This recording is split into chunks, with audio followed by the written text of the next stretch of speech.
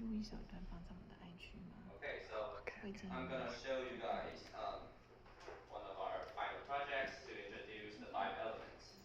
So the first is alignment. So when similar items are lined up neatly, it's easier for people to understand the info. And things that are neat and organized just look better. So, and second is the contrast.